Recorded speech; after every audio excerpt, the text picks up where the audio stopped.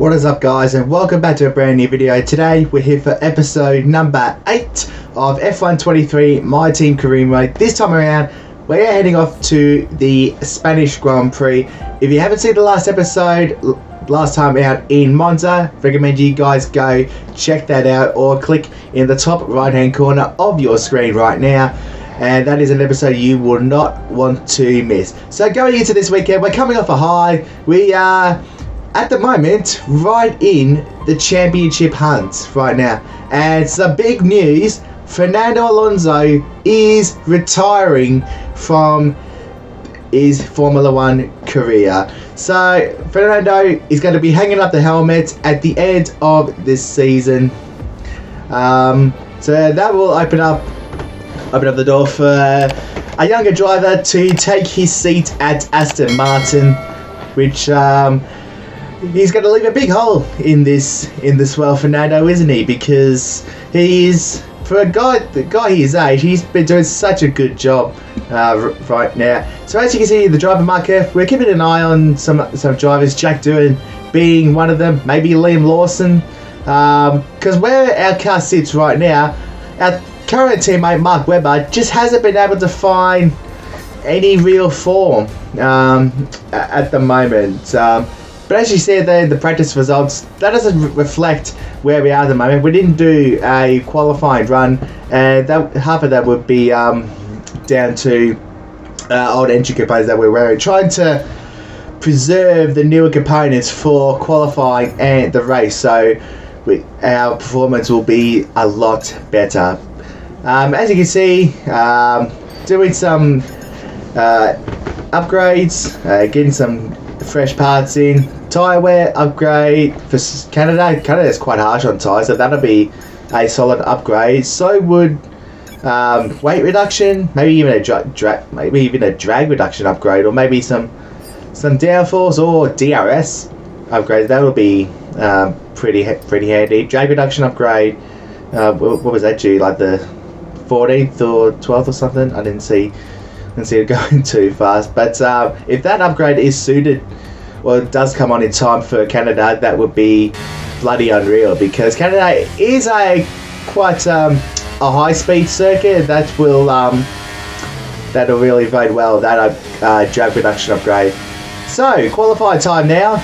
I'm a little bit nervous, or a little bit worried about the pace of this, or the speed of this car, because it's a completely different circuit to Monaco. Monaco is all in on downforce, and yeah, I'm not overly certain that we're going to be up there again, but we'll see how this weekend unfolds. We get both cars comfortably into Q2. Webber out-qualifies us for the first time, I think, this year, because I think every time we've out-qualified him so far to start this career mode journey. Unfortunately, with F124 just around the corner, I think it's going to be it'll need a miracle for me to get all the rest of this season in, because the game is coming out on the 1st of June, which is in like a few weeks' time, so that doesn't really bode well for us. First lap in Q2, P6, which drops us to P13. That was on the set of softs that we used in Q1. So we've got, I think, about 3 sets of soft compound tyres to utilise, and we will save a set for the race if we need them, which I don't think that we will, because I'm predicting this will be a hard medium race, or the other way around, depending what the strategy will suggest. But let's just focus on this last run at the moment. Here we go into turn 1 and 2. Went in a bit deep, missed the first apex, got around turn 2. I don't know how I feel about that. I mean, it was okay. It wasn't great, but we didn't find the time like we wanted to. Just over 10.5 up through turn 9. Bit of lift there. Also tried to give Mark a bit of a tow, see if we can get him into Q2, or Q3 I should rather. So we improved by half a second. Where did we end up? Only 13th place.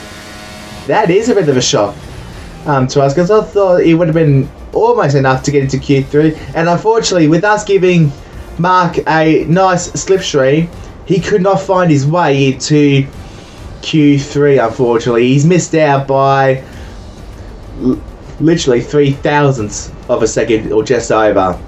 So 11th to 30th for us, and this was the worry that I had. I had a feeling that we may be a little bit further down, and it turns out I was right. Well, so far this weekend, but we've got a race to come. Hopefully we can find something miraculous in the race. However, I am not so confident though that that we will. Rivalry 1 up to from level 6 to level 7 in our driver acclaim, and we are still at level 11 for team acclaim as well. So I think we had an old gearbox on the car at the moment. We're going to switch that out. I think all the other components are fairly okay for the moment. Energy store, that doesn't really go very much. But let's just see what we can do and try and bring home some points.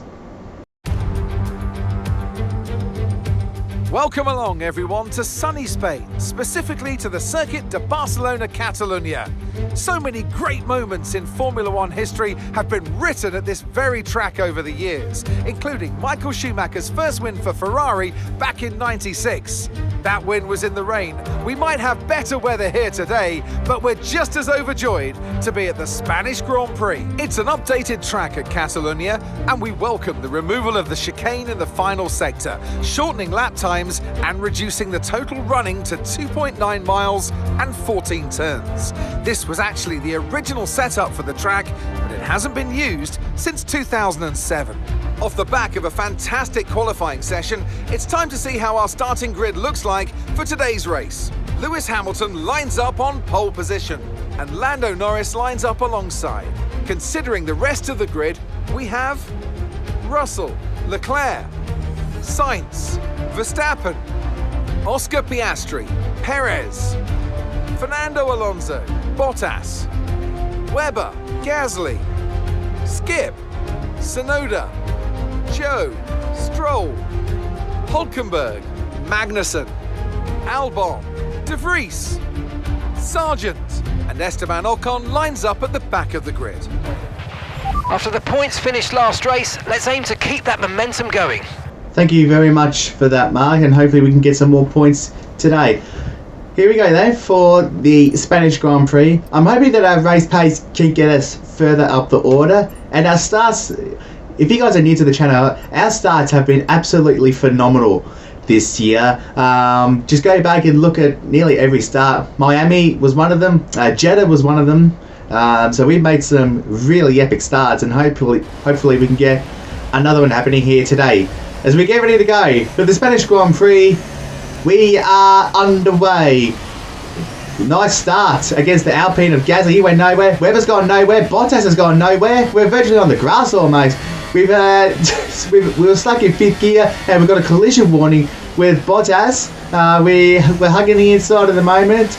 Someone is up our inside. I think it's Gasly or Zhou, but we give them enough space around turn 2. Can we get up the inside of Webber as he tries to attack Bottas? Gasly comes back at us. He's got some speed in that Alpine, but we managed to hang on, or do we? No, Gasly's still around the outside of us. We're going to try and sweep around the outside of Bottas. We can't, and I think Mark is just able to stay ahead. So, fairly good start.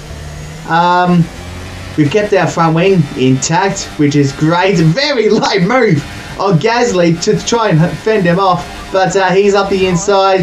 How late do we brake? Late enough, and we've got the apex made at turn 2. Nicely done. So we hold position ahead of Gasly again, but he's coming back at us out of turn 9, another run to turn 10, but we placed the car perfectly for turn 10, and we're able to keep ahead. But while that's happening, we're not letting Bottas get away. However, Gasly is coming back at us again, but as soon as we hit the battery button and use a bit of our overtake, we're able to stay ahead. Now we're side by side with Bottas. We get past. Are they? Are Bottas and Gasly side by side? I don't know. I don't think so. But we've now gapped them. 2 seconds and a little bit over is the gap. Now we can focus on the cars ahead of us. So Webber is up next. He's holding position. He's not really doing much at the moment in terms of getting past Verstappen. I think that's Alonso and someone else ahead. So at the end of lap 6, I'm like, that's enough. I'm going to try and drag you along with me, Mark, and I'm going to get us towards the points. But I tell you what, he's put up a bit of a fight, let me tell you. He didn't want to give up the spot that easily, and that's what I want to see from Mark. I want to see him fight with me, and I want to see him stick with my DRS as we try to catch up with the next group of cars, which is Verstappen and Perez. Very interesting to see the two Red Bulls back so far, or this far back. This is not what you would see. And now they're fighting with Fernando Alonso. I think that's Perez trying to go around the outside. He'll have the inside for 2, but he's now on the outside for 3. And that could open the door for Max to try and get up the inside. Fernando holds position for the run down to turn 4. And that little squabble has allowed us to catch back up within DRS. And thankfully, Webber has managed to hang on until we get there. Now up ahead, Perez is trying again to get up the inside and try and get the move done, but he can't. Fernando stays ahead as we go around for another tour. So while these guys are fighting, it's allowing the group to get away. The likes of the McLarens, the Ferraris, and the Mercedes to get away as Perez and Verstappen go side by side. Okay, one of them get the move done. We're going to try to stick up the inside of Perez a bit forcefully, but we've given him a little tap in the rear, and we've got past. Probably a little bit rude in my mind, but the FIA seem to be happy with that move. But at the moment, we're trying to catch back up to Verstappen and Alonso. Well, Alonso did get overtaken by Max, but now Fernando is trying to fight back into turns 1 and 2. He'll have the inside for 2. Can Max hold around the outside? He can, and Verstappen will hold on for 7th place. But it's a real question mark on why Red Bull are so far down, considering the fact that they are the fastest car in the field at the moment in terms of what the R&D sheet says. In the meantime, pit stop time. Very nice 2.4 second stop onto the medium tyres. We'll take these tyres for the last 18 laps, and we'll get them to the end of the race. We get out ahead of Sargent as well, for good measure. I think Mark was starting to slip away a little bit. He wasn't hanging on for very long, so he's decided to come in, put the mediums on. He's on the same strategy as me, and there we go. We've flown right past him. He might be able to catch us, and there's Gasly. I think that's come out of the head 3 wide into turn 1. It involves the Alfa Romeos and the Alpha Tauri of Sonoda. I think it is Sonoda that was the 3rd car involved. Boy, that could have been an absolute disaster. I don't know which one of the Alfa Romeos was in the pits, but it doesn't matter. Verstappen in the pits. He's gone to a set of hard compound tyres, and here he comes. No point in fighting that. Or we tried to send it back up a little bit, but that did not work out at all. Piastri is now ahead of us. So I think the car, we pitted before these guys, so they're going to be a little bit faster. And the real trick with this game is if you pit after the others pit, you will have slightly better pace than your rivals ahead of you. But if you pit a lap or 2 or a little bit more than your rivals, then you are kind of in a bad spot. And I think today we've put ourselves in a bit of a tight spot. But at the moment, we're in the points at the moment. We've got both cars in the points, which is absolutely great to see. Yellow flag on the main straight. It's a Merc going slowly. It's Lewis Hamilton who's slowing down. His engine has blown up, and his chances of ending his winless strat has gone with it.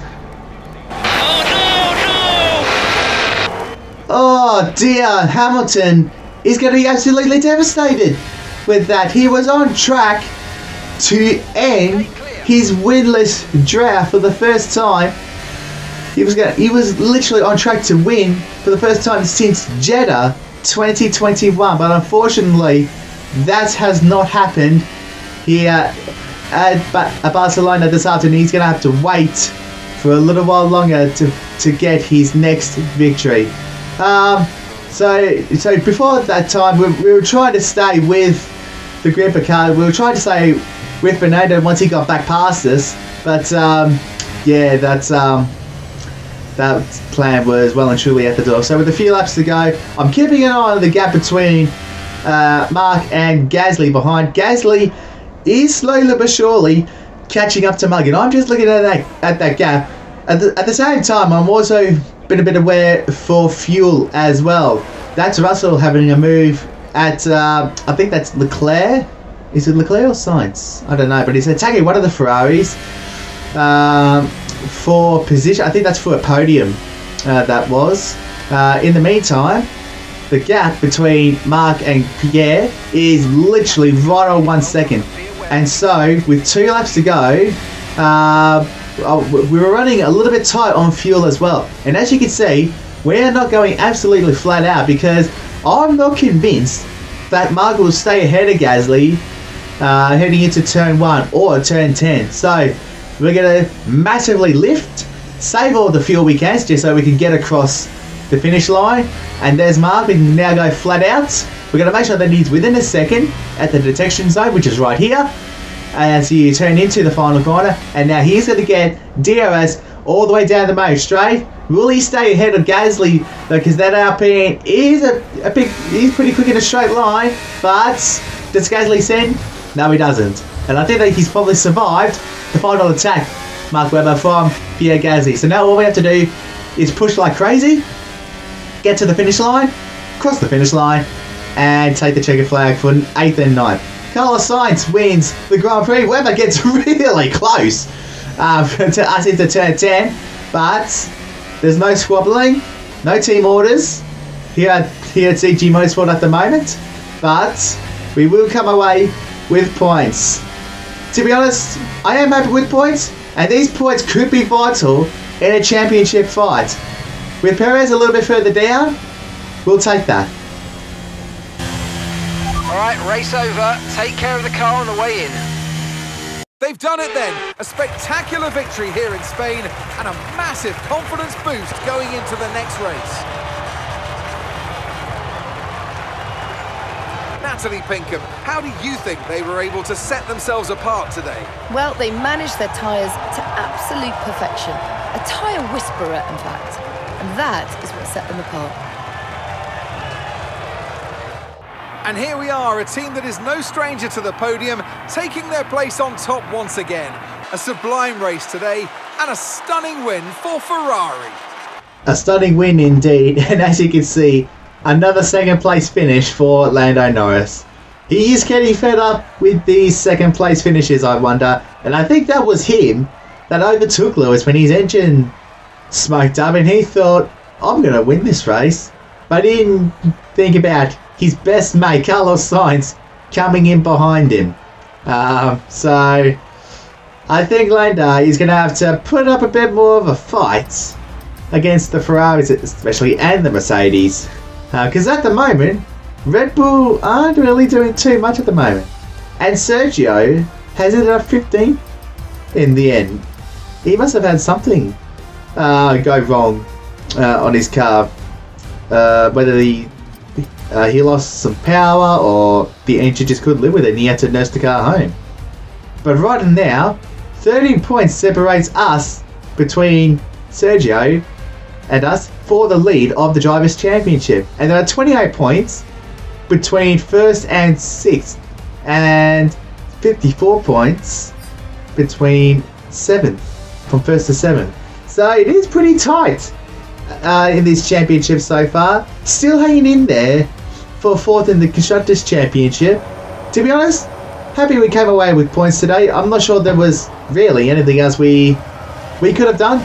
In all honesty, I was worried on how our race pace would be. I thought the pace of the first team was fine, but when we pitted first before everyone else, we kind of put ourselves in a bit of a tight squabble because like I said during the race, when you pit first before your leaders. The undercut is pretty powerful, but the cars behind you on newer tyres do get more of an advantage, and I think that's what caught us out today, unfortunately. So we can switch things up. We know we've got a very good car at the moment, so we just need to tighten up on a few things, make sure our car works a little bit better and can look after our tyres somewhat better, and that'll allow us to go longer on the tyres, and that way we can pit after our rivals, and then we can go to work in doing our own stuff.